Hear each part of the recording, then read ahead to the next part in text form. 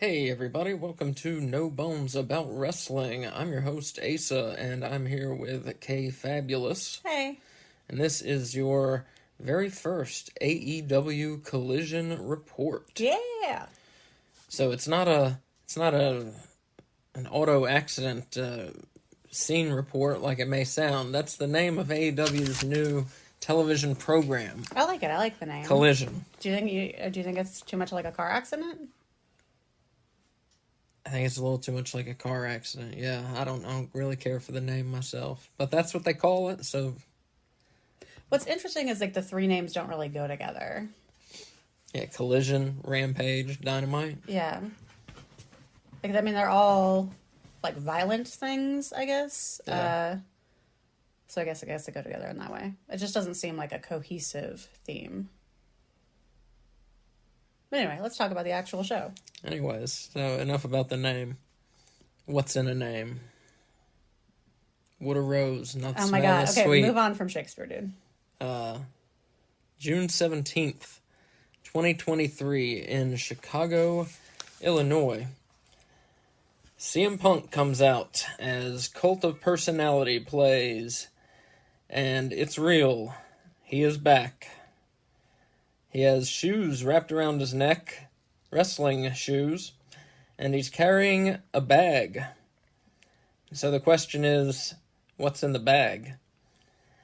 So he says, I don't know if you guys heard, but I'm tired of being nice. And that gets a mixed reaction. And I'm sure, a lot of the fans are on his side, a lot are on the elite side. I'm tired of talking about the whole thing personally. He thanks the fans for their love, tells them that he loves them. He says that if anyone feels they're owed an apology, he's sorry that they're softer than the wrestlers they like. which was a dick thing to say, but was pretty funny. So he gets to what's in the bag. It's this red bag.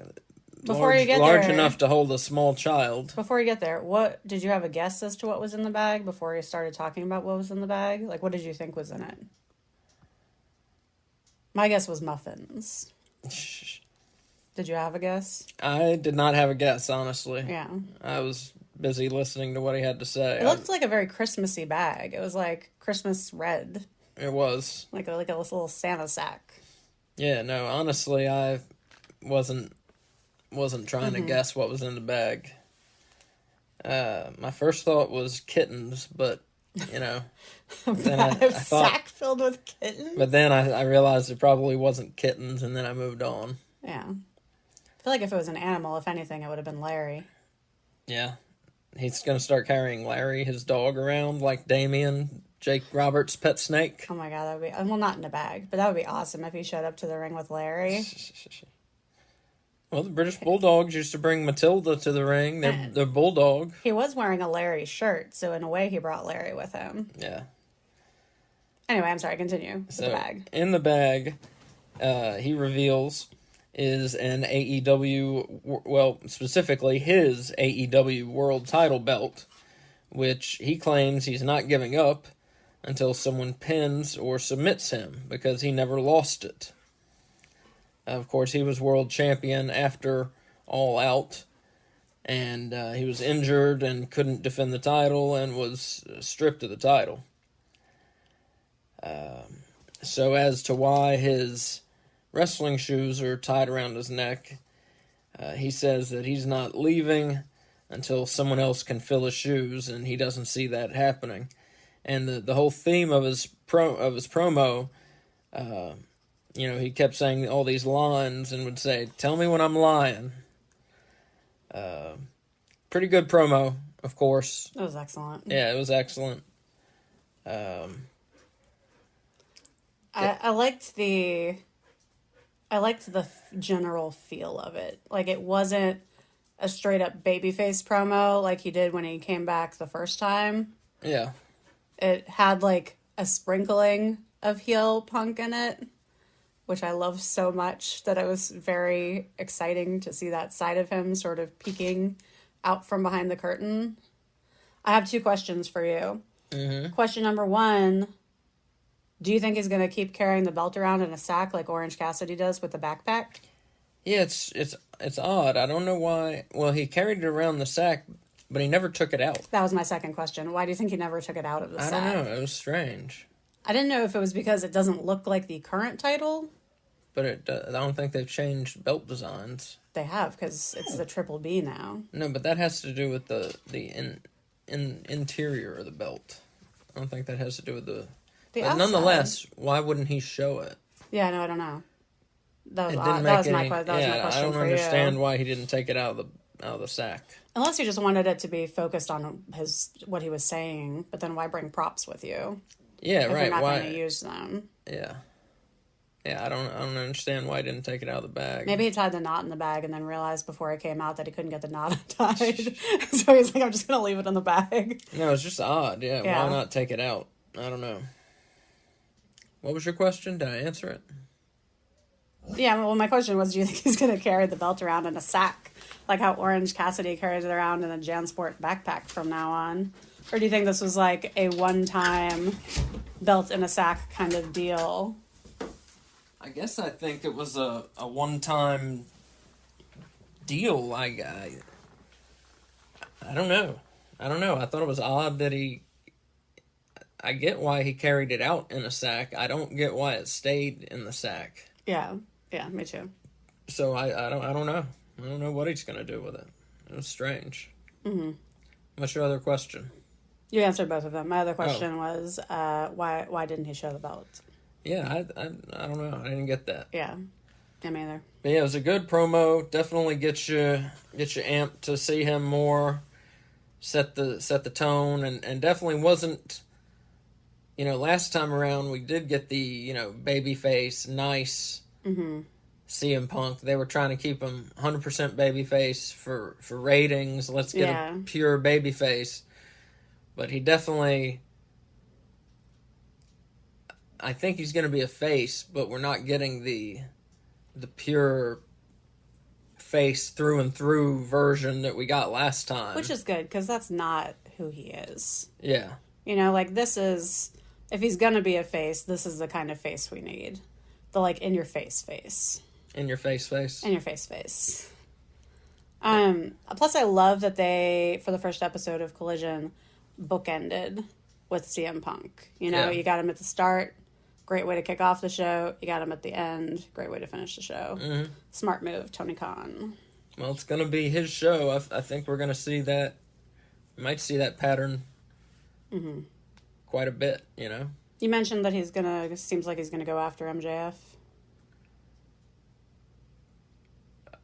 Did I? No, I'm asking you, did you? Did I mention that? Yeah, did you mention that? That based on the promo, it seems like he's going to go after MJF? Oh, no, I think... No. What I was saying... Oh, well... Because he wants the title. Yes. Yeah. I thought you said, did I mention that just now? I mentioned that off air. I mean, yeah, I think anytime somebody... I mean, we've seen this in wrestling before. When somebody hasn't lost the belt, they come back from injury or suspension or whatever, they bring back their belt. And they say, oh, I'm still the champion because I never lost it. And they, of course, have to go after the current champion, the real champion. Yeah. To prove that they're the real champion, if that makes sense. Yeah, so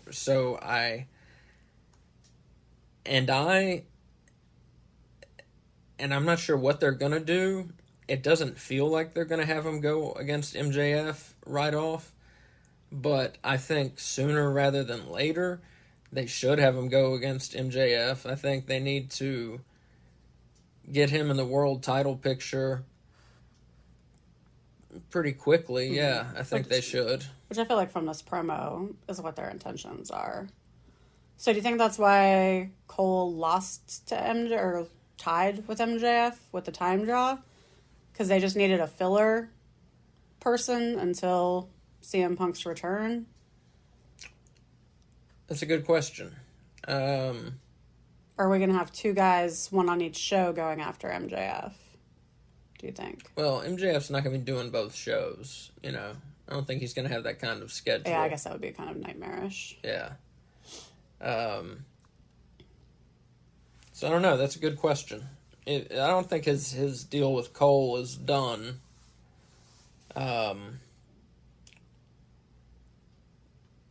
So I don't know. Can I just say, with all the questions we have, I am super jazzed about having so many questions because I'm so excited about this show and I'm so excited to see where it goes and what they do with it. Mm-hmm. Like, I feel like this is just full of exciting possibilities and I can't wait to see what direction they take it in. Definitely. It's great to see so many people back. CM Punk. Miro. Andrade El Idolo was back. There was a promo for Scorpio Sky, so he's going to be back. Thunder Rosa's going to be back. Yep.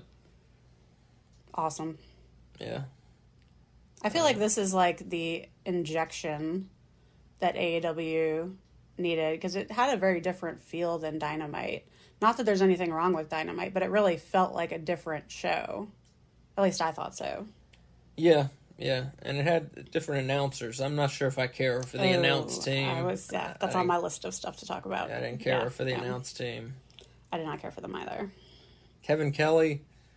Yeah. I really don't like him as an announcer. He just, I just don't know. I don't know he just doesn't grab me. Yeah, for me, I need a third person that's there for the whole show to balance Nigel out. Because, like, Nigel with Ian Riccaboni and Caprice Coleman on Ring of Honor is good because Nigel isn't dominating the conversation. Mm-hmm. But I feel like Kevin Kelly let him dominate much of the commentary, and there wasn't, like, a third person to take up some of the space. So I just feel like I heard too much of Nigel. Not that I dislike Nigel, but, like, if you own the commentary team, we don't own them, they're not objects, but if you have Ian Riccaboni and Caprice Coleman, in my opinion, the greatest commentary team of all time on Ring of Honor, and you're bringing someone over from Ring of Honor because you're going to be taping Ring of Honor before you tape Collision, why the fuck would you not use them? They are magic together. And I guess maybe you want it to stand out as something separate from Ring of Honor. So you're saying you want the Ring of Honor team to be the... That is absolutely what I'm saying, To be the Collision team? Yes, because they're the best. It'd be fine with me.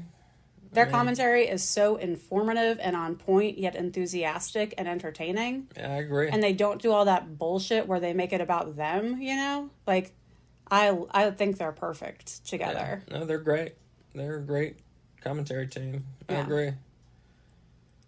I get why they're not using them, but... I don't. Can you explain it to me? Why aren't they using them? Well, just because I said traditionally, nowadays, people want their shows to be distinct, so they want different announcers on each show. But they're bringing Nigel over from Ring of Honor, so if you're bringing one person over out of that team of 3, I feel like they brought over the weakest link. You know? Like, out of that trio. Yeah, but I think maybe teams, is he going to stop doing Ring of Honor? Oh. Maybe. That's my guess. Maybe. But that being said, whatever else they do, the Ring of Honor team would be good for Collision. Yeah, that'd be great.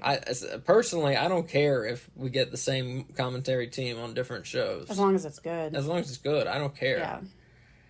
Yeah. But yeah, the commentary, I don't like Kevin Kelly. He's not for me. I don't know him well enough to like or dislike him. This is, I think, my first like real exposure versus, with the exception of, I think he guest commentaried on some. He's from New Japan, is that right? Yeah. He guest commentaried, I think, on some New Japan matches on AEW. But I feel like the commentary didn't enhance the matches at all, and that's not typical for... It got lost in the matches. And that's not typical for an AEW show, you know? Mm-hmm. No, the commentary got lost in the matches. Yeah. Didn't stand out at all. What else about the Punk promo?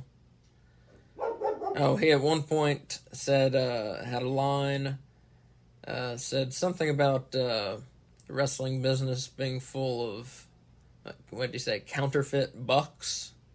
Is that what he said? Yeah, he said someone refers to him as like, we should have written this down, like one Bill Phil. Yeah. And he said something about being in an industry full of counterfeit bucks. Yeah. And the Young Bucks responded on their Twitter, like whatever that's called, your like profile thing. Your bio. Yeah, saying that if it was 2018, they would already have shirts made that said counterfeit bucks on them. Mm-hmm. Which I thought was a good way to take it. Like, I feel like that wasn't a jab at anyone, like, in response, you know?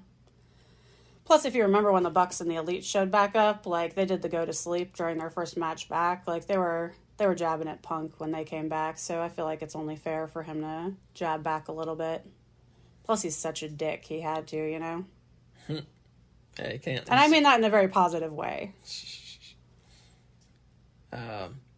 Seems like he had one other shot he made at somebody. Maybe that was it. But anyway, good promo. Let's move on. Good way to start the show. Mm-hmm. Up next, we had a short Wardlow versus Luchasaurus video package. And then it was time for the TNT Championship match. Wardlow defending his title against Luchasaurus, accompanied by Christian Cage. Arn Anderson was not there. I think they explained why, but I missed it. Luchasaurus took control early on. He chokeslammed Wardlow from the top rope to the mat. Two men exchanged headbutts. Then Wardlow took down Luchasaurus with a clothesline. Hit Luchasaurus with a powerbomb. Seemed like it might be getting over there. Luchasaurus got up, chokeslammed Wardlow. More back and forth. Wardlow gets Luchasaurus down, hits him with a swanton bomb. And it looks like Wardlow's getting ready to move in for the kill. And Christian comes up on the apron and clocks Wardlow with a camera. Like, and breaks the camera and on his broke the freaking camera. head. Yeah, I mean, he hit him. He hit the shit out of him. He hit the shit out of him. Yeah, you saw the camera break. Luchasaurus covers Wardlow, pins him for 3. We have a new TNT champion, Luchasaurus. The match was okay. It was slow paced. I give it 3 bones out of 5. Could have seen better out of these guys. Like I said, it was slow paced. Had some good spots, some good action, but just a little too slow paced for my liking. Mm-hmm. These two guys, are powerful, strong guys, and I feel that wasn't really stressed enough in this match. We could have seen more of these two really battling against each other, strength versus strength, and we didn't see enough of that for my taste. But yeah, new TNT champion, and who would have thought that Luchasaurus would hold a singles belt before Jungle Boy Jack Perry? That's a really good point. I didn't even think of that. That's unbelievable to me. I think he's a better wrestler. I mean, I like him better. Yeah, how can you root against a dinosaur lucha? Yeah, true. Like, and he's such a monster, and his mask is so cool. I love Luchasaurus. Mm-hmm. I don't love that he's with Christian Cage. I'm glad they gave him a mouthpiece, but I mean, not that there's anything wrong with him on the mic. I don't think I've ever heard him say anything besides growling. Mm-hmm. But are you ready for my commentary? Yeah. So I liked how Wardlow went after Cage early. I had a feeling going into this match that Wardlow was not going to keep the belt. There was a really cool move where Wardlow got Luchasaurus on his shoulders and then kind of backdropped him onto the mat. Really impressive strength and kind of fun move that I hadn't seen. It's called an electric chair. Oh, is it? Okay. It is. But the announce team didn't tell me, so thank you for telling me. My question during the match that I wrote down is, why is Arn not there? But I had forgotten he gets beaten up by Christian and Luchasaurus during Dynamite or Rampage. I can't remember which one, but one of those shows. After Wardlow's match. Oh, right, and right, the stairwell, it looks like they threw him, I think it was meant to look like they threw him down the stairwell, and his head's all bloody. It was I think Dynamite. Dynamite, yeah. So I think that's why he wasn't there. Yeah. But yeah, I just had a feeling in this match when Arn wasn't there, and then with how hard Wardlow was going after Cage early on, that he wasn't gonna keep that belt. There was a great moment where Luchasaurus was like playing possum, and then grabbed Wardlow and did a choke slam, like he was laying on the mat, like he was dead, and then just bam, choke slam. And his choke slams look good. I think he might have one of my favorite choke slams, like, because he looks like he's like crushing the windpipe while doing it, and I appreciate that. There was a senton by Wardlow that was very impressive, and I loved the camera to the head for the win. Yeah, it looked like it hurt, the camera to the head. Do you think they set that up to like shatter upon impact, or do you think he just hit him that hard? It looked like he just hit him that hard. I mean, he swung that camera. Yeah, because like the lens like flew off of it, or whatever you call the thing around the lens. The lens cap. Not the lens. It wasn't a lens cap. That's what blocks the. That's what you put on a camera when you're not using it. Yeah, I'm talking about like the tube that's around the lens. I don't know. Like the focus tube thing. I don't know the names of camera parts. Anyway, it flew across the mat. So let me ask you this. Are they swapping the TNT title too much? Yes, they are. Yeah, aren't they? But I'm hoping that they're putting it on Luchasaurus and it's going to stay there a while. I could see wanting a belt change on your first episode of your new show. Yeah. To like make it more exciting, especially the first match of the new show. Yeah. And I can't see justifying changing any of the other belts. So I think Wardlow's was the one to go. Plus, I love it when heels have the belts, and so I'm excited that this TNT title is on a heel, and it's still on a monster. So while it's been changing hands, it's been changing hands kind of with the same type of wrestler recently. So it'll be interesting to see who goes after him. Or maybe just this is the way this belt's going to be. It's going to change hands a lot. There's competition. There's good competition, and that's the way it's going to be. It's going to change hands. Plus, it does. I mean, it makes your mid-card wrestlers look like they're all contenders. Exactly. You know? Right. So I don't think it's a terrible decision. Plus, with the infrequency that their other belts change hands, right? I think it's good to have one that's moving. I feel like that's a lesson WWE could learn. Exactly. Yeah. But I mean, it. Yeah, I still feel like it's been a little too much. I mean, it's been Hobbs, Wardlow, Luchasaurus.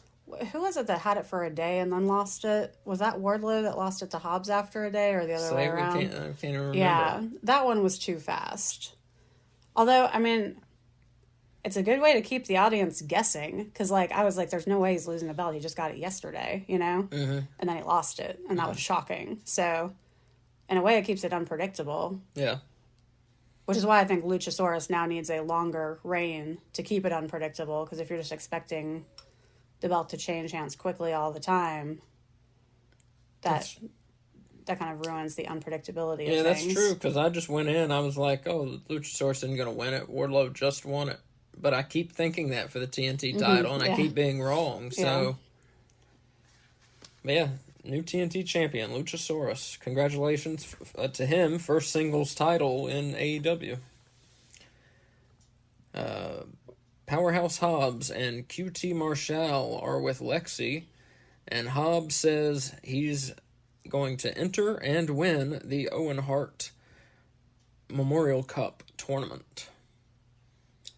So, excited for that to start. I'm unsure when it starts, but it's soon here. It starts at Forbidden Door. Does it start? It doesn't start at Forbidden Door, does it? Yeah. No. I don't know if the actual tournament starts in, but that's when, like, that's the ceremony to start the tournament. Is at Forbidden Door. That's what they've been saying. Oh, I'll take your word for it. I'm pretty confident. Okay.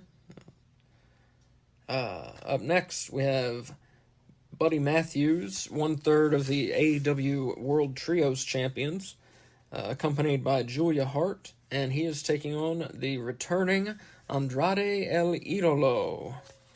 Who we think is no longer with La Facción Ingobernable. Yeah.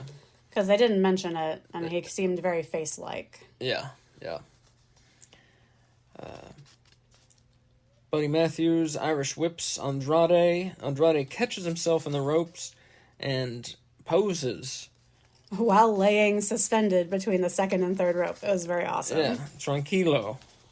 Andrade cartwheeled and then moonsaulted onto Matthews. This was on the ring apron. He does a cartwheel and then moonsaults onto Matthews on the arena floor. Pretty awesome. Yeah, very impressive. Andrade, with a Hurricane Rana from off of the barrier, launched Buddy into the Timekeeper's table.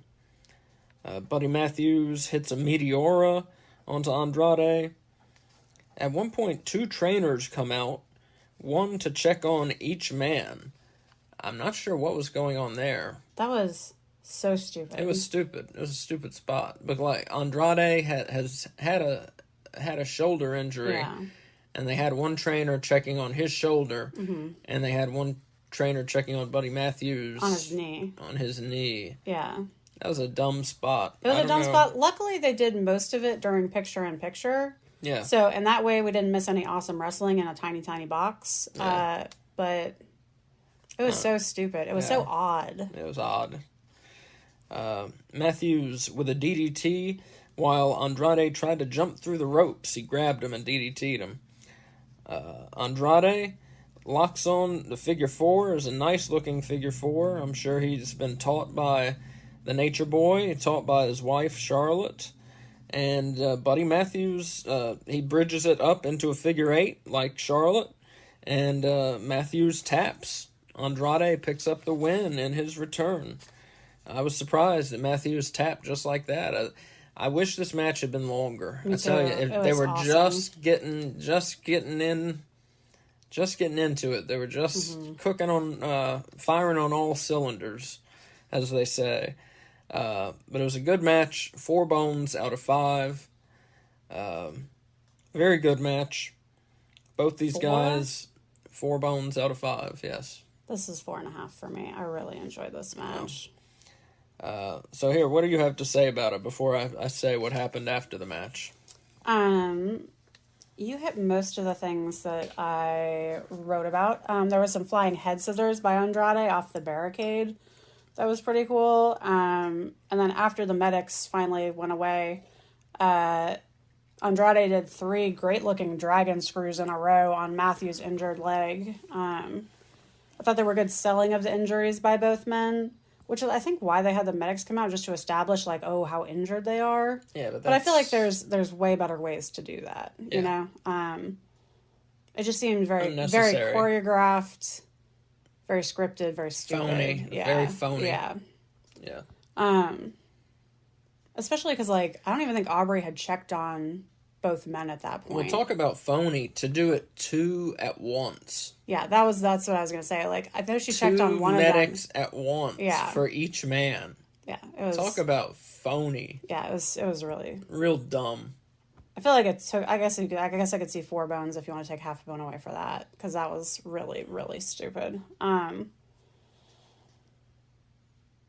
I thought this was a great match, other than that.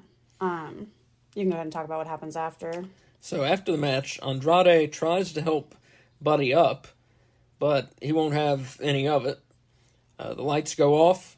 Oh, I thought he was trying to shake his hand. Well, he was. He was trying to help him up and shake his hand. Oh, okay. And Buddy Matthews wouldn't have any of it. The lights go off. Malachi Black and Brody King are in the ring when they come back on. King clotheslines Andrade, and the lights go back off, and then I think we might have gone to commercial or something like that. Right. I think they come back on and Malachi Black is like because Malachi Black originally was sitting in the corner. Yeah. When Brody King clotheslines him. Right. And so then the lights go out and they come back on and Malachi Black is standing over Andrade, like whispering things to him or saying, I don't know, he's talking to him. We can't hear what he's saying. Oh yeah, yeah. And then we go to commercial. There you go. Thank you. I didn't write that down. Mm-hmm. Thank you. Yeah. Next, we have a Scorpio Sky video package. That was a good one.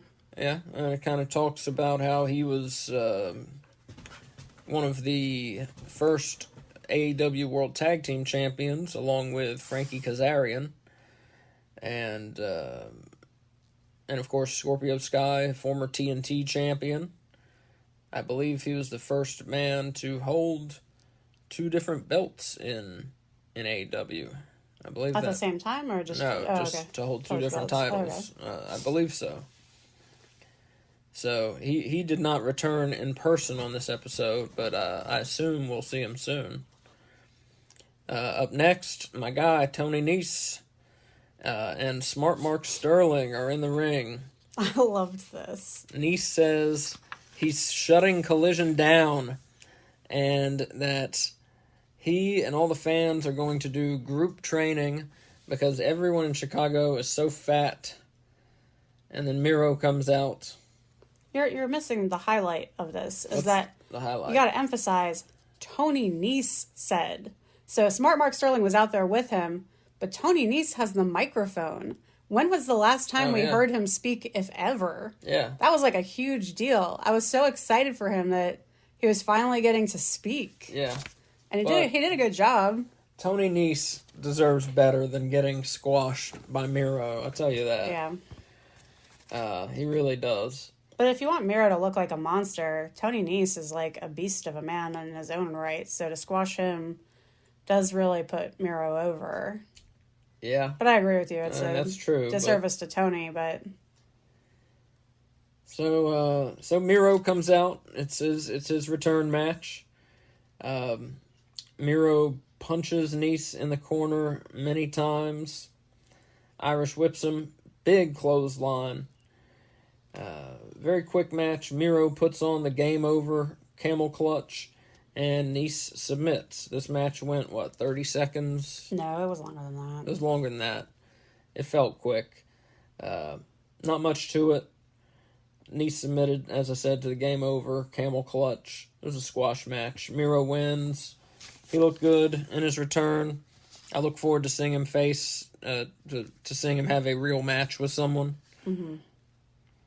Then we have a short CM. Wait, can I say something about it real quick?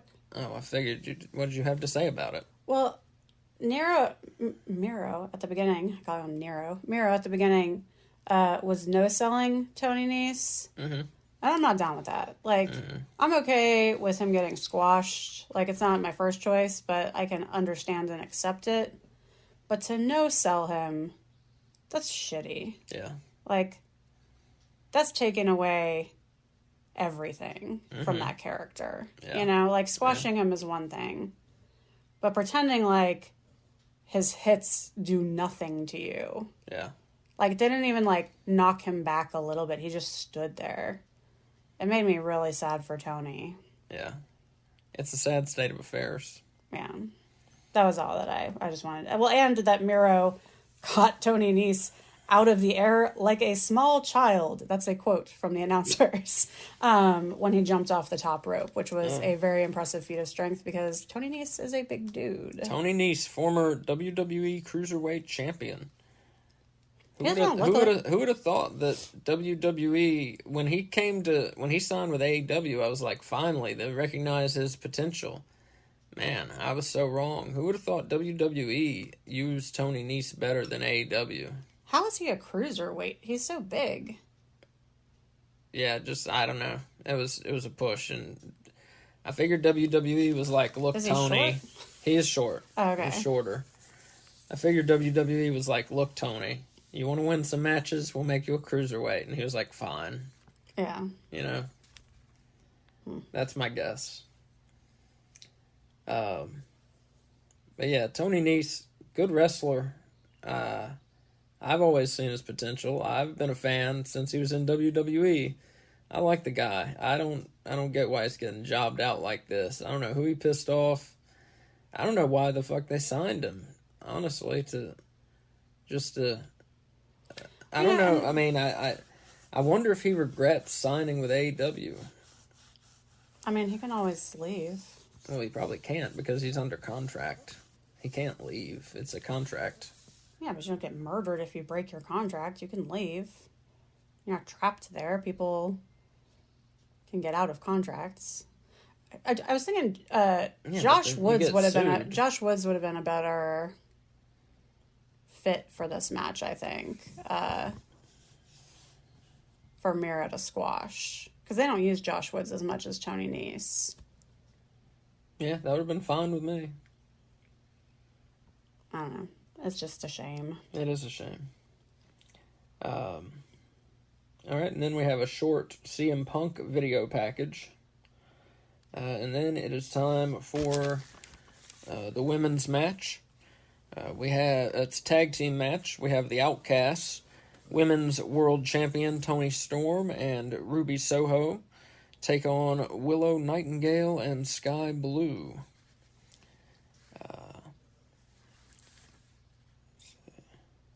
While you're looking for what you're going to say, I'm going to say Willow and Sky Blue came out in Cubs colors and were all matchy-matchy and their outfits were awesome. They did, yeah. That's cool. Sky Blue from Chicago. Mm-hmm. Her mom was in the audience. Mm-hmm. The Outcasts jumped the faces on the outside to begin. Ruby Soho got thrown into the barricade pretty hard, it looked like. Hit her head really hard. Mm-hmm. Both Outcasts get slapped by Sky Blue's mom. She's in the front row. It got almost no heat. They should have done it during the match, as opposed to before the match began. And the match had no heat yet because it hadn't started. Yeah. So them getting slapped got no heat. That had no context. Yeah, it had no context, right? Yeah. Because they hadn't done anything in the match. They hadn't done anything to her mom yet. Mm-hmm. Yeah, it was not well executed. The slaps looked good though. Okay. I mean, for like a non-wrestler, you know. Yeah, this match, very short. Yeah. Very short. Sky Blue got the win by jumping on Soho and rolling her up for the pinfall. It was a good match, although it was short. 3.5 bones out of 5. Kay, you have any notes on this? Yes, I do. Note number 1. Toni Storm was selling the shit out of Sky Blue's moves, and they made them look good. Sky Blue, as we have talked about on previous episodes, can be quite hit or miss, and I feel like this was a hit. Yeah, she looked good. She looks very good. Her finisher that I don't know the name of, that she did on Ruby Soho, where she like flips her for the pin, that looked great. It was the best I've seen it look. I feel like she and Willow are an excellent tag team. I'd like to see more of them together.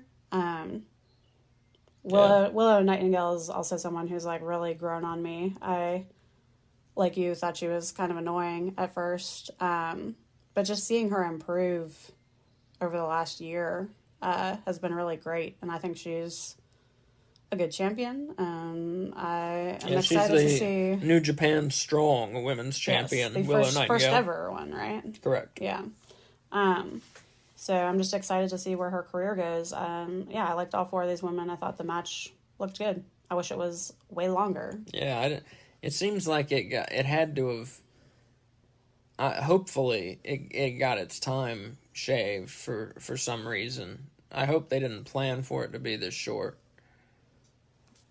What could it have gotten time shaved for? I don't know, but I tell you, the AEW women's booking lately has left a lot to be desired. Mm-hmm. You know, it has not been great. Just not enough time given. Yeah. Not It's disrespectful to the division. You know? Yeah. Two short matches. If you're going to do a match, at least give it some time to develop, you know. And to show, like, let the ladies show what they can do. Yeah. Sometimes their women's matches are so short that, like, almost nothing happens. Which is what I felt was the case here. There weren't, like, it wasn't a spot fest because there wasn't enough time for spots, you know? Yeah, I didn't. Yeah, I have 3 notes from this, and that's it. More happened, I feel like, before the match started than once the match was going. Yeah. It was a very short match. So hopefully they'll improve. That's a big, that's a glaring deficiency for AEW is their booking of their women. Up next, Ricky Starks declares for the Owen Hart Cup tournament. So I'm not sure how many men it's going to be. It's because they've given us no information. Yeah, or how many women. But we have Ricky Starks and we have Powerhouse Hobbs. Can I point out how weird it is that even though like this is about to happen again, the tournament, the 2 current Owen Hart tournament champions aren't carrying their belts around at all, and they don't even mention it when they're like having matches that they're the winner of the Owen Hart tournament. Yeah, you would think they would. I mean, like WWE with the Andre the Giant Battle Royal winner, they beat that shit to death. Yeah. You know, like all year, that's all you're going to hear about anytime you see that wrestler. But it takes me a minute to remember who is even the current tournament winners, you know? Yeah, especially with Adam Cole. All he's accomplished in AEW is winning the Owen Hart Cup. Yeah. You figured that they would mention it more. Mm-hmm.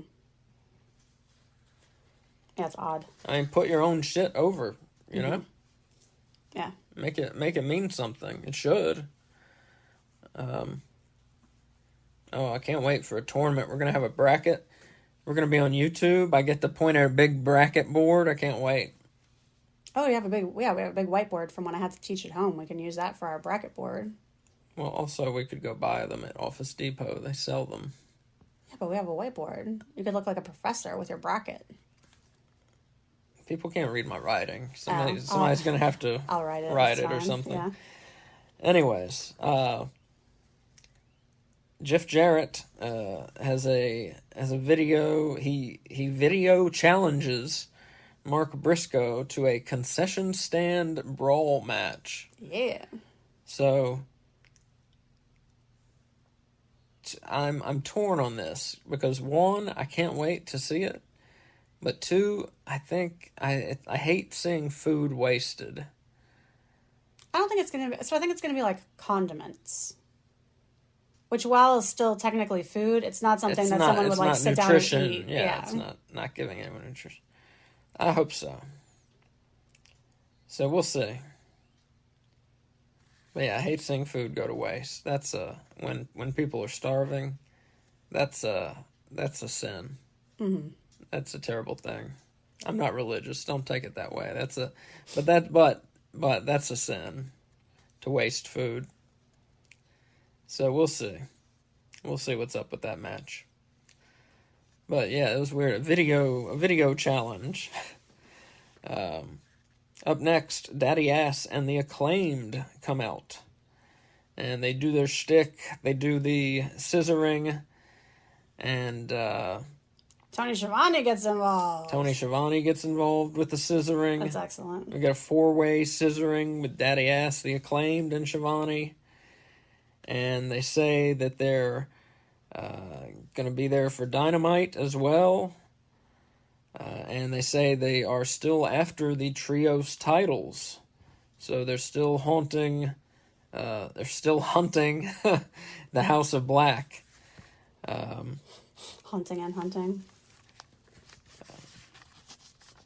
And then we get some upcoming matches.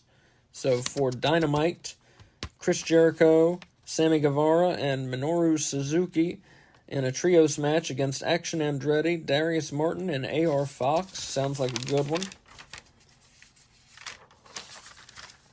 Also, TBS title, Chris Statlander defending against Taya Valkyrie. Taya Valkyrie apparently getting an infinite number of chances at the TBS title. Well, she hasn't fought Chris Statlander. What has she done to deserve? She loses every match she has. What's she done to deserve another shot? No, she won some matches. Just not against Jade Cargill. Also on Dynamite, AEW International Champion Orange Cassidy teams up with Ring of Honor Pure Champion Shibata. What's his name? Katsuyori Shibata.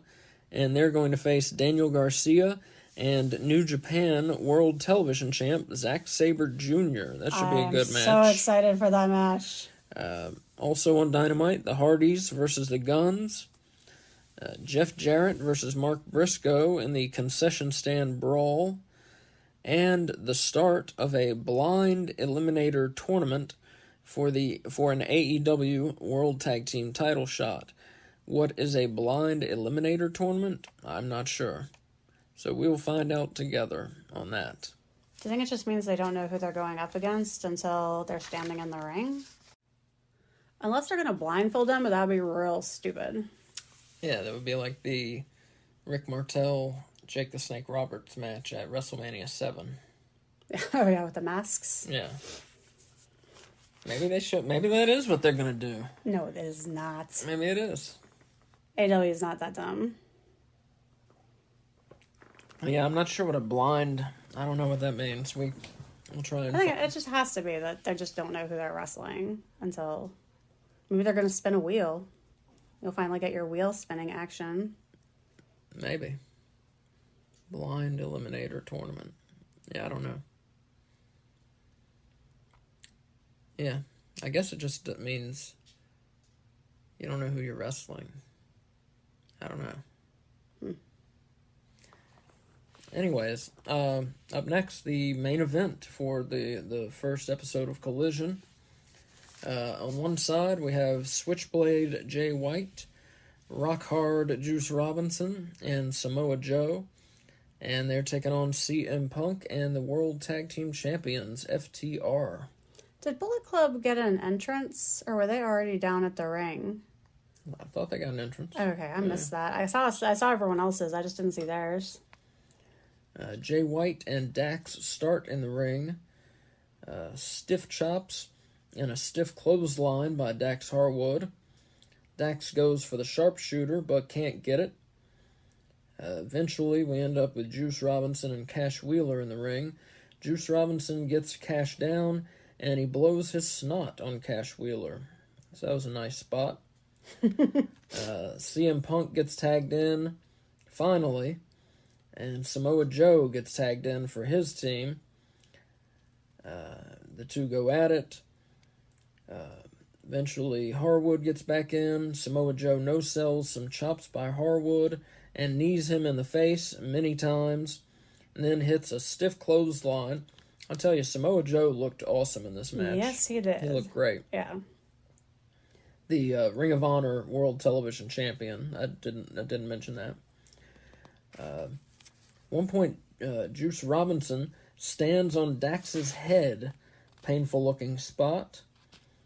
They really seem to be managing CM Punk's minutes in the match. I mean, it's smart. It's his first match back after a serious injury. Mm-hmm. So hopefully he's fully. Hopefully he's fine, and they're just trying to, just trying not to overdo it, right? Samoa Joe chops Cash Wheeler in the corner and then hits a bicycle kick. I mean, he gets his leg up high. It was amazing. Great, yeah. So I tell you, Samoa Joe was probably the standout of this match, He honestly. was absolutely the standout. Punk comes in, and this was where we see the CM Punk magic of old. Punk comes in and absolutely cleans house on Bullet Club Gold. Beats the shit out of both of them. He tries to hit his finisher, the go to sleep on Jay White, and Jay White gouges his eyes. Which was an excellent heel move. FTR hit the Shatter Machine, and Punk hits the go to sleep on Juice Robinson for the pin and the win.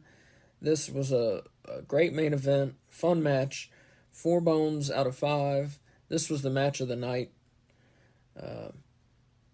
Good time. CM Punk and FTR pick up the win. Kay, what do you have to say? So I took very few notes during this match because I was watching the match. All right. It was a hard-hitting match. Like, they looked like they were really beating the shit out of each other. Oh yeah, it was stiffly worked. Yeah. I had to make a note about the bicycle kick from Joe. So impressive. It's worth noting, I don't know the exact number, but it was something like over 6,000 days since Joe and Punk had been in a ring together. And I just love seeing them work together. So it was really cool to see them back. I haven't watched a lot of older CM Punk matches, or Joe matches rather, but I have watched some older CM Punk matches, and one of them was with Joe. And they work great together. There was a roundhouse kick by Punk to White that looked good, and everything else was just in my brain and not on my paper because this match was awesome, and I didn't want to look away to write down notes. Yeah, it was a good main event. But like I said, Samoa Joe, hadn't seen him in a bit. He looked great. So let's talk a little bit about Collision as a new show. As a unit? The show itself. The first thing I want to say, the opener, the like opening... the credits, you mean? The opening montage, Yeah. the song, was fantastic. Yeah, what song is it again? It's Saturday Night's All Right for Fighting. by Elton John. By Elton John. Sir Elton John. So who knows how the fuck much they paid for that. Yeah, that was a good choice. But it was a great choice. And the editing was fantastic. Whoever put the opening montage together did a great job. I don't know if you noticed, like, at the very end when it said Collision. You remember with Dynamite before they went to lasers, how it was, like, the color powder that got thrown everywhere? Well, this, like, red powder came out underneath the word Collision. So it was a nice kind of, like, throwback to that original Dynamite art, too. So I thought that was pretty cool. It was, like, a mix between the powder and, like a red fog. It was neat. Yeah, the Collision, the whole, the production aesthetic was kind of... Is this where you complain about the font? Yes, this is where I'm going to complain about the fonts. What I want to say first, the production aesthetic was very, like, machine-y. I think it was meant to be that way. Like, No, that's what I'm stylistically, saying. yeah. Yeah, they were, like industrial. Industrial. And I'll tell you where they got a lot of that was WCW Saturday Night. Used to be very much like that. In fact, the opening of WCW Saturday Night was a factory. It was like a wrestling factory. And they had machines, like picking up different clips of different wrestlers and things like that. And if anyone remembers WCW Saturday Night in the 90s, you will remember what I'm talking about. If anyone's old like we are, yeah, WCW Saturday Night was like they were in a factory. It was like a wrestling factory with a lot of robotic machines doing stuff. And that was the aesthetic for that show. And I feel like here we are, Saturday nights on TBS. Isn't that what this was on? What channel was this on? I thought it was TBS. on TNT because everyone was Whatever. excited that the TNT champion was returning to TNT. Whatever channel it's on. It's on the Turner networks. And here we are, Saturday night. And we're seeing that same as, like, it's definitely a callback to WCW Saturday Night. To an extent. So that was kind of cool. But I want to complain about the fonts. They used like Arial font. Or however it's pronounced. Yeah. A-R-I-A-L. I say Ariel. Arial. I think everyone does. I'm not sure if that's actually how it's pronounced, but well, I think whatever. that's. But man, that sucked. The fonts they used for the wrestlers. He's talking about at the bottom when someone first comes out and it shows like their name and sometimes it has their record at the bottom, or like a fact about them. It just did not look good. Didn't look right. Didn't look good. Wasn't eye-catching. Didn't stand out. It looked like a placeholder for when they brought out the real font. Mm-hmm. It looked unfinished. And it went against the aesthetic of the rest of the show. Like, if we're talking about, like, a machine or factory style aesthetic, Ariel does not invoke that feeling. It was not good. I bet you they change it. But I can also say, if really one of our number one complaints about this show is the font they chose. It was a pretty damn good show. That's a fucking good show there. Yeah, definitely. Yeah. I just had to say that. I mean, right, we're really nitpicking if we're complaining about the font. Yeah. We're talking about a new show. We're talking about everything. No, I gotcha. But you're right. We're really, all things aside, this was a great episode of wrestling. I mean, I was entertained the whole time. Yeah, I don't think you could have really wished for a better, smoother first episode. I will say this. The first match shouldn't have been Luchasaurus versus Wardlow. Well, that's when the title changed hands, so. Put some fucking cruiserweights out there and let me see a show. Yeah. I don't need to see these two heavyweights, you know? Yeah, it was kind of slow, I suppose. Yeah. So I guess it wasn't perfect. It wasn't perfect, no. It was close. That was a mistake for the first match, yeah. Which one of these, would you put Andrade and Buddy Matthews first? Out of the matches they had, I would have put that first, for sure. Yeah. For sure. So what do you think about the wrestlers used? Because it from what we've heard, from what's been said, we're not having new titles, thank Christ, because there are already so fucking many in AEW. We're not having new titles, and we're not having a hard brand split, but we are having a soft brand split. Like, wrestlers are going to be used wherever they're needed, is what we've been told. But some wrestlers are going to be on some shows, and some are going to be on others. Like, CM Punk is going to be on Collision, the Young Bucks, and Hangman, and Kenny Omega are going to be on Dynamite. So that being said, and it looks like FTR, World Tag Team Champions, I guess will be used where needed because they're the World Tag Team Champs. But I guess for now, we'll assume FTR are going to be on Collision. I would assume when Danhausen returns that he's also going to return to Collision. Yeah. And Samoa Joe on Collision. But what I'm getting at is, what do we think about the wrestlers used? Is this a good mix that we have? Great. Yeah, I think it's a great mix. I'll tell you the number one thing, and I kind of just got at it a minute ago. The number one thing we're missing is some cruiserweights. The number one thing we didn't see was some high flying, some cruiserweights. We didn't see any of that on this show. Yeah, well, I mean, we saw a little out of Buddy Matthews and Andrade, a little bit of that. But, I mean, talking about wrestlers like the Lucha Brothers, Commander, El Hijo del Vikingo, those sort of guys, we didn't see any of that type of wrestling. Well, I mean, this is their first episode, and I think that with the number of people they had returning, like, so Andrade, Miro, and CM Punk, I don't see their first matches being against, like, high flyers for any of them, because you want to feature them primarily.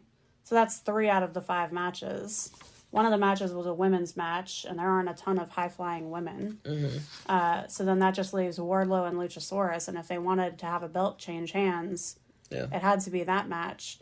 So I don't think that's necessarily indicative of what Collision's going to be. I think that's just what the first episode of Collision is, But don't you think if you're booking it, you kind of look and see a gaping hole? I mean, AEW has become known for flipping and flying around. Don't you think you want to throw one match on there. But then where do you put it, though? Take something off. What do you take off? Personally, I would have taken off the... well, they're doing an angle with the...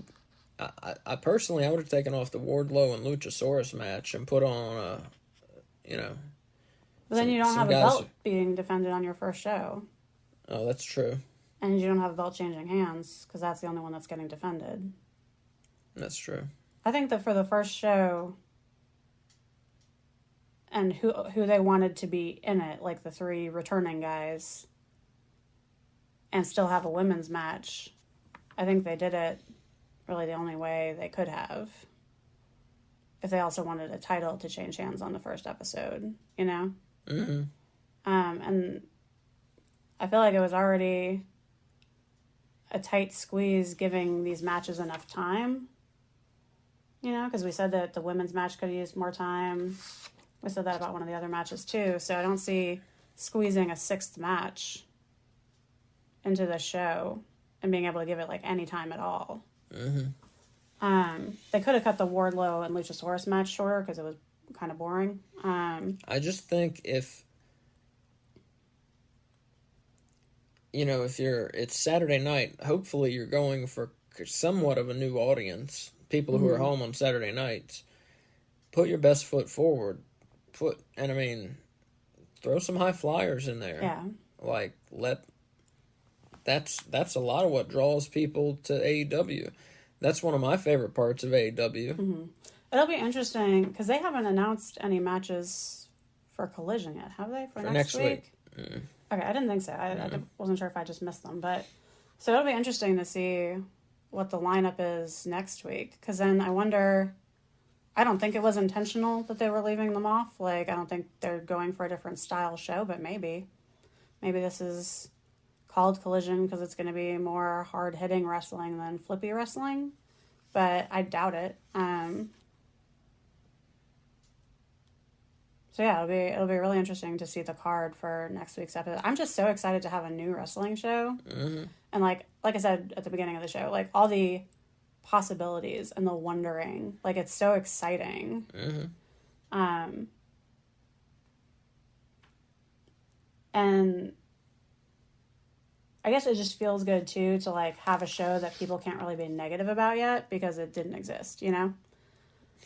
Because like every time you look on the internet, especially on Twitter, like someone's shitting all over something. Yeah. But it's nice to have something fresh and new and not yet covered in shit. Well, don't worry about people complaining. Who cares? No, I mean, yeah, no. And I follow very positive people for the most part, but they still sneak in there. Whenever people are being just negative for the sake of it, I just unfollow. Yeah. Block, whatever. Yeah. You know, if they're right, I don't. But if they're just complaining to complain, no. I got no time for that. Void. Yeah, I got no time for that. So if you had to rate this episode of Collision, do we want to rate with bones or do we want to rate with stars? I'll rate it with bones. Okay, so out of 5 or out of 10? We give 5 bones. Okay, well, I was just checking. I didn't know because it was a whole episode. If you wanted more bones to rate to the work whole with. Episode,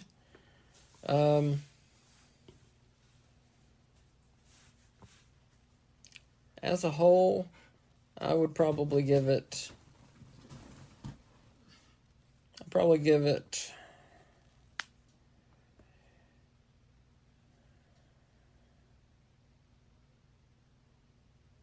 The suspense. Probably give it 4 bones out of 5. That's what I was going to give it as well. Because even though it had the Luchasaurus Wardlow match, which I rated at 3 bones, and the women's match, which I rated at 3.5, it did have the Buddy Matthews Andrade match, which I rated at 4, and the main event, which I rated at 4, and it did have the awesome CM Punk promo.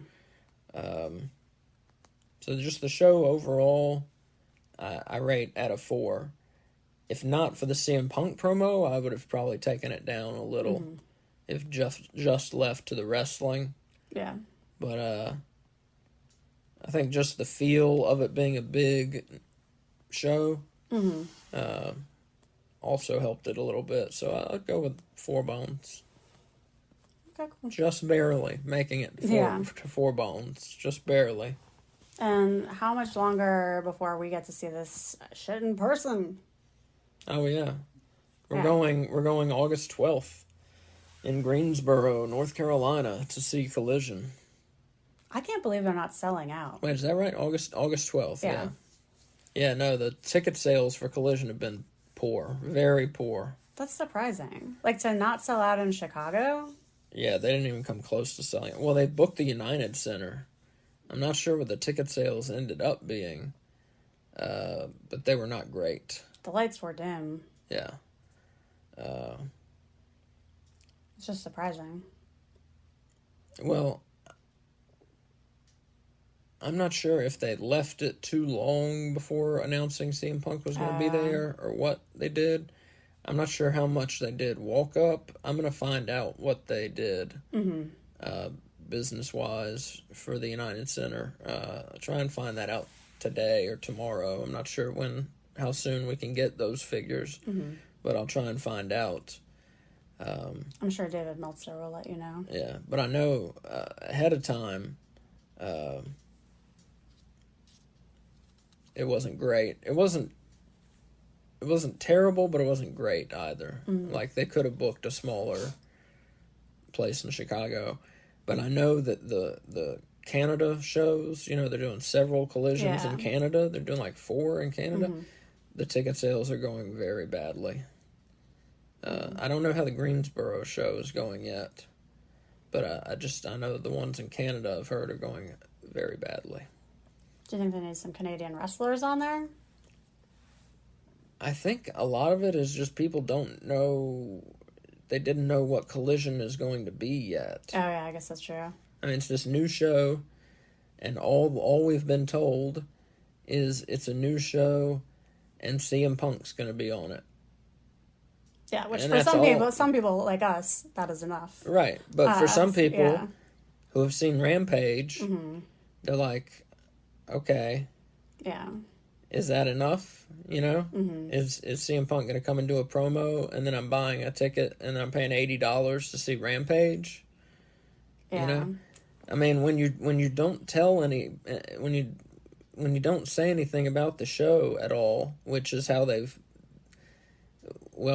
did Collision. They said, what did they say? They said Will Hobbs, CM Punk, Samoa Joe, Andrade. Who else? They named 6 people or whatever. Yeah. They named 6 people, and that's it. Well, and initially CM Punk wasn't on that list. Right. But he was named. And when you name 6 people and don't tell anyone anything else about the show, it's going to be hard to sell tickets to it. Yeah. Plus, I feel like they need to make it clear that, like, Ring of Honor, I mean, not that everyone cares about Ring of Honor like I do, but Ring of Honor is taping before Collision. Correct, yeah. So not only do you get to see Collision, but you get to see motherfucking Ring of Honor. Yeah. Which is awesome. Yeah, when the shows are starting at 8 o'clock, the Collision are starting at 8 o'clock Eastern time. At 6 o'clock, they're taping Ring of Honor, and then they start Collision at 8 o'clock Eastern time. So that's a pretty good, that's a great deal. Like, our tickets, I'll tell you, were $80 each. And we're in, like, the 13th row or something. Yeah, we're on 13th row. And that's to see, at least, 3.5 hours of show. Yeah. Maybe 3 hours and 45 minutes, if we're lucky, of show. Probably closer to 3 hours, 45 minutes of show. Well, yeah, because Ring of Honor doesn't have commercials. Get to see Ring of Honor, yeah. Get to see Ring of Honor and Collision. So, that's a hell of a... Depends how much you care about Ring of Honor. I care a lot. I would pay to just... I don't know if I'd pay $80. Ring of Honor, that's a... I would pay a lot to see Ring of Honor. If you like pro wrestling, you would like Ring of Honor. If you haven't given it a go, but it's behind a paywall right now, I know. It's like what, $9.95? We don't. It's $9.95 a month, but I'll tell you, we don't have it right now just because we have doing this podcast. We have a ton of wrestling to watch, as it is, and then have to do the podcast. So Ring of Honor kind of fell by the wayside, but if you have time and you like pro wrestling, Ring of Honor is definitely worth your time and your money. It's a great show, and as Kay was saying, they don't have commercials. So if it's 2 hours, it is 2 hours of matches. They don't have promos. They don't have backstage segments. It's wrestling. And when we used to do shows, I would number the matches, and they average 10 matches per show. Yeah. I mean, it's... And sometimes more than that if, like, one of them's a squash match. Yeah. And it's good wrestling, and they give their matches time. Yeah, that show is about wrestling. And the announce team. Oh, the announce team is fantastic. Dreamy announce team. Ring of Honor it's a great show. It really is. Yeah. Well, we've gotten way off track. Well, we're talking about it's sales, before Collision and ticket sales. So yeah, Collision next week. We don't know a thing about it. We know CM Punk will be there. Is it just assumed that he's going to be at every Collision? Yeah, I mean, it's his show. Okay. Like, yeah. Yeah. They've been advertising him for every Collision, yeah. Like with a match, or just like he's going to be there? He's going to be there. Okay. Yeah. It's been so long since I've seen CM Punk in person. I can't wait. Yeah, it's going to be cool. I've never seen him in person. So many options for what signs to make. Gotta decide. I guess I have a few months to figure it out. Not a few months. Less than 2 months. It's like... a month and a half-ish. Yeah. All right. Well, folks, this has been our first AEW Collision show. Hopefully you enjoyed it. We're going to start doing these. We'll see how we feel. Maybe Saturday nights. May do them on Sundays as we're doing today. Mm-hmm. We'll see how we feel. Yeah, and we'll keep doing Dynamite on Thursday. We did it differently this week because of outstanding circumstances. But yeah, Dynamite we'll do on Thursdays. Yeah. But Collision may get done on Saturday night. And so these will be our 2 weekly, regularly scheduled shows, and then we'll have some additional shows peppered in throughout the month. Obviously, for when there's pay-per-views for not just AEW, but also Ring of Honor and PLE events for WWE. We'll do preview and prediction, and then recap shows. And then also we have been talking about some old wrestling, which I am very unfamiliar with. So we might do some shows where Asa's introducing me to old wrestling, and we start doing some rankings of things.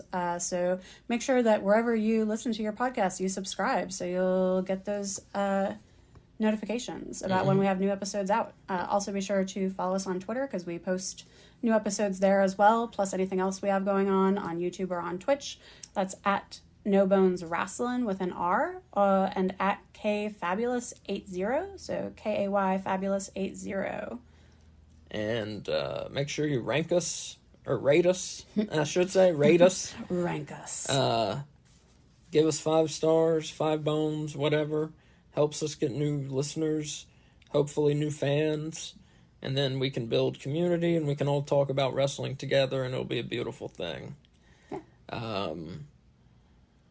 What else is there to say? I think that's everything. I think that's it, yeah. And this week, the YouTube content begins, so keep an eye out. We will make announcements on Twitter when the YouTube stuff starts, but it's starting this week. We're going to start with some YouTube content, so watch out for that as well. But that's it. For now, we will see you. Next podcast is Thursday for the AEW Dynamite recap. This is Asa saying goodbye, and as Mick Foley would say, have a nice day. Bye.